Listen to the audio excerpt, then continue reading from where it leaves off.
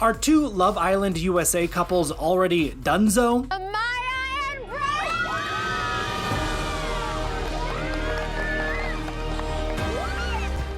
Season 7 winners Amaya and Bryan and finalists Iris and Pepe have fans thinking as much after both couples seemingly unfollowed each other on Instagram, the 2025 equivalent to being cut off, as cheating allegation speculation about both men pops up all over the internet. I had a lapse in judgment. Something absolutely unhinged happened between reunion filming and tonight's airing. And what we're witnessing is basically a relationship graveyard with perfect lighting. Love Island winners Amaya and Bryan unfollowed each other just hours before this reunion aired, while third place couple Iris and Pepe also went full scorched earth on social media. But here's the kicker.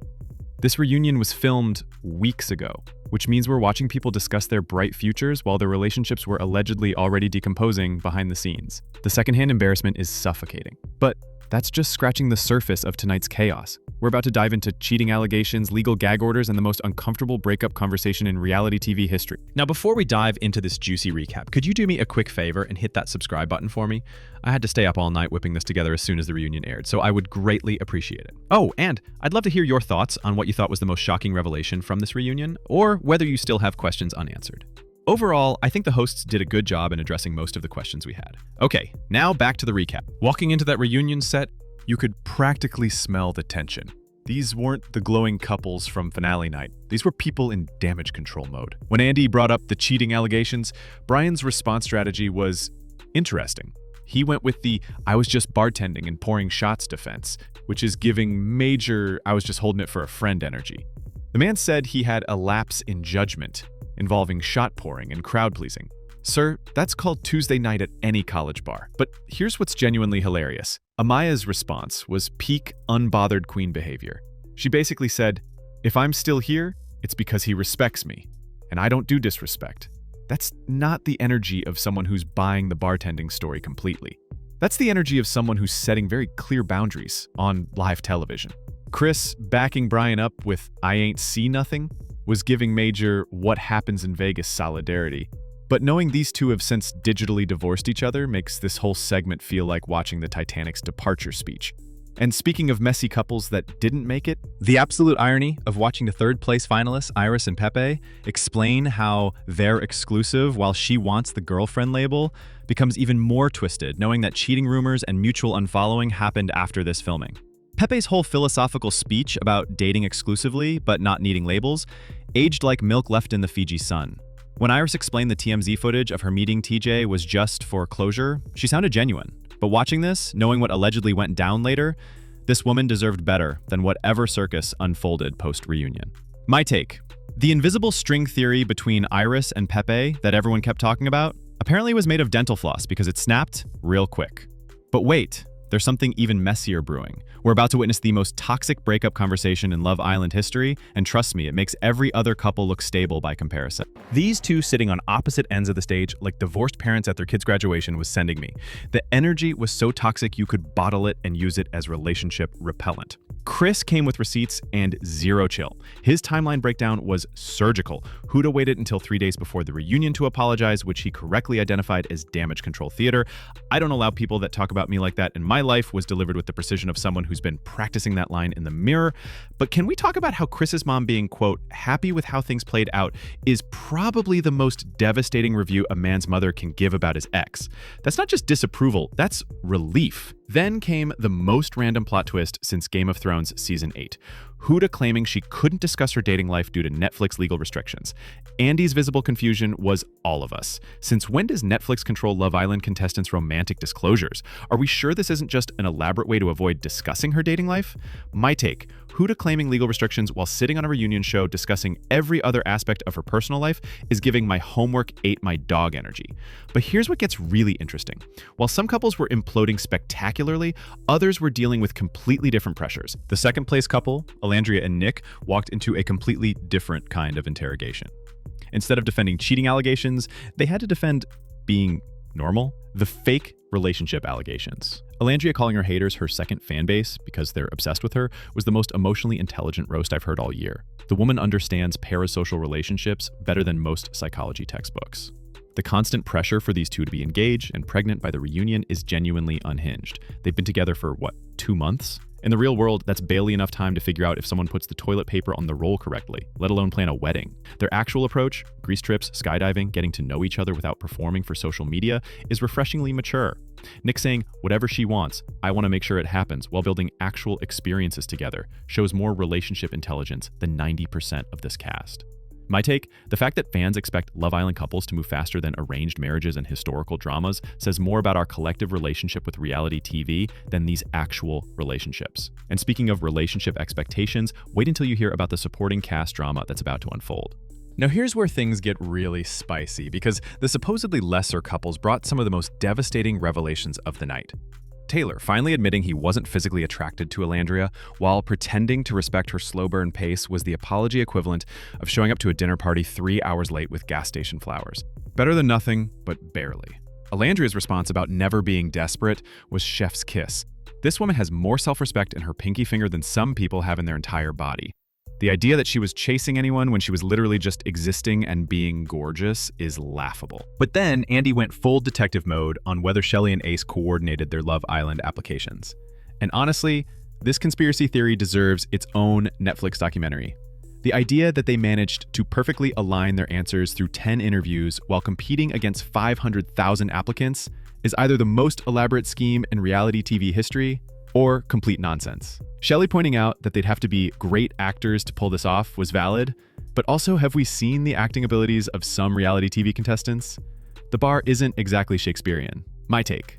If Shelley and Ace did coordinate this whole thing, they deserve the prize money just for the sheer audacity and planning involved. But we're not done with the chaos yet. Casa Amor's aftermath is about to serve up some truly painful secondhand embarrassment. The Casa Amor portion of this reunion proved that some people should probably stick to dating apps where ghosting doesn't require a public explanation. Austin's deer in headlights performance. Austin's response to questions about Jaden was giving major student who didn't read the assignment energy. The man looked like he was trying to solve calculus while someone played loud music in his ears. Jaden's frustration was so valid it hurt to watch. She literally gave him permission to date others as long as he was transparent, and he managed to mess up the one rule she gave him. That's like failing an open book test where the answers are highlighted. Here's where it gets brutal. The detail about multiple girls bombarding Jaden with information about Austin's date when she walked into that party. Picture this woman walking into what she thinks is a casual gathering, only to be hit with a coordinated information dump about her situationship. The secondhand embarrassment is overwhelming. My take, Austin's dating strategy appears to be wing it and hope nobody notices, which explains why he left the villa single. But if you think that's messy, wait until we get to the extended footage that had everyone squirming in their seats. The unseen footage of Huda's performance was a choice. Even watching it in the reunion setting, you could feel the collective yikes energy from everyone on that stage.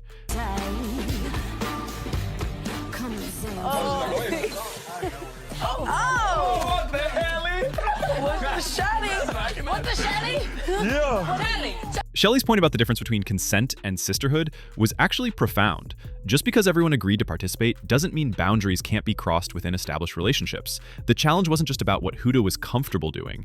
It was about what Ace and Shelley were comfortable with as a couple. Huda's everything was consensual defense missed the point entirely. Nobody was questioning consent. They were questioning consideration for existing connections. There's a difference between what you can do and what you should do. Uncomfortable? Wait until we dive into the stand on business aftermath that had people questioning everything they thought they knew. This challenge apparently exposed more relationship cracks than a California earthquake, and the reunion gave us all the uncomfortable details. Now, this is where things get really uncomfortable for our third place finalist, Pepe. Watching Grayson confront him about leading her on was necessary television. Her point about him prohibiting her from having other experiences while knowing he wasn't feeling it was devastating. That's not just dishonesty, that's relationship sabotage.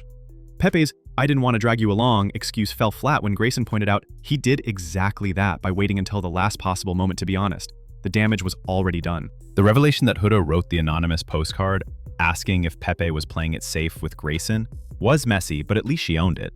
Sometimes the truth needs to be uncomfortable to be effective. My take, Huda's postcard was messy, but Pepe's response proved it wasn't wrong. Sometimes being problematic and being right aren't mutually exclusive. But the real tea about Villa politics is about to spill when we get to the Boys Alliance investigation. Here's where the gloves came completely off, and we finally got the truth about who was really pulling the strings in those elimination decisions. The deliberation footage showing Nick actually advocating for keeping Jeremiah over Austin completely rewrote the narrative. That he's had. I would like to think that he is someone who grows from this and changes things. And right now, Austin doesn't have any sort of relationship here. Ace, being labeled the ringleader when he was apparently just the most vocal participant in group decisions, is reality TV scapegoating at its finest. Austin calling Ace the little ringleader was giving major mom he's looking at me energy. These are grown men making group decisions, not middle schoolers following a playground bully. Charlie's observation about Ace always asking questions but not giving information in return was actually insightful. That's classic information gathering behavior. Collect intel without revealing your own position. My take, the ringleader accusations are what happens when people need someone to blame for collective decisions they later regret. But wait, there's a plot twist coming that completely vindicates everyone and changes the entire narrative. And then came the moment that shut down months of online harassment. The revelation that America voted the exact same way the Islanders did. Boys were Austin, Pepe, and Jeremiah, and the bottom boy was Jeremiah. Damn. And as we know, the bottom 3 girls in the vote were Amaya, Iris, and Hannah. And we can see that the bottom girl was Hannah. With Jeremiah and Hannah in the bottom, completely deflated the unfair dumping narrative. These people got crucified online for doing exactly what viewers wanted. Sometimes the mob mentality creates villains out of people who were just making the same choices everyone else supported. The Islanders got scapegoated for America's decisions. My take, this is why voting reveals should happen immediately after controversies, not weeks later. The damage to reputations was already done.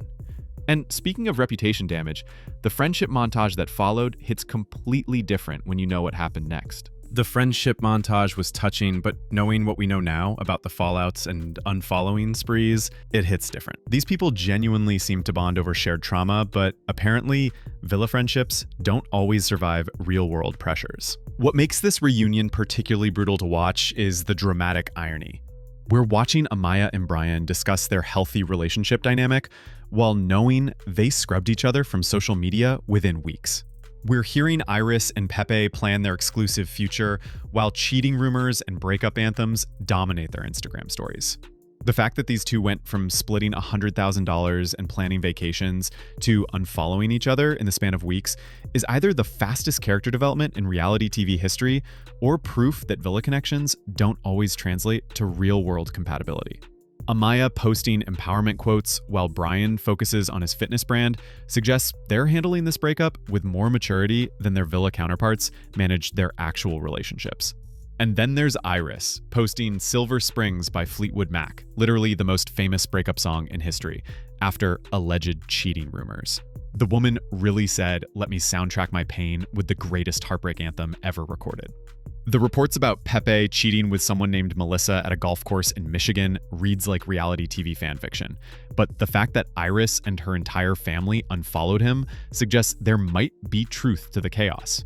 But here's what we haven't covered yet. And trust me, part 2 is where things get really unhinged. We're talking about Jeremiah and Bella's mysterious living situation, the real reasons behind certain eliminations, and some Villa secrets that didn't make it to air. Plus, we're diving deep into the friendship fallouts that happened behind the scenes, the racist harassment that drove people offline, and whether any of these connections have genuine staying power beyond the social media circus. This reunion delivered accountability, drama, and enough uncomfortable truths to power a small therapy practice. But the real tea isn't what happened in that studio. It's what allegedly happened after the cameras stopped rolling. Watching people discuss their bright futures while their relationships were apparently already circling the drain is peak reality TV irony. These conversations feel like archaeological artifacts from a more optimistic time, before real life reminded everyone why Love Island has a notoriously low success rate. The most telling moment wasn't any dramatic confrontation. It was the collective delusion that Villa connections could seamlessly transition to real-world relationships without any growing pains.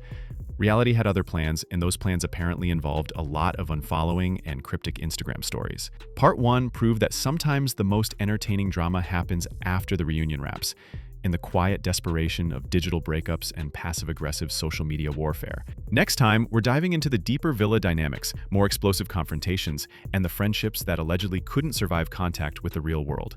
Plus, we'll explore whether any of these connections were genuine, or if this whole season was just an elaborate audition for Instagram sponsorships.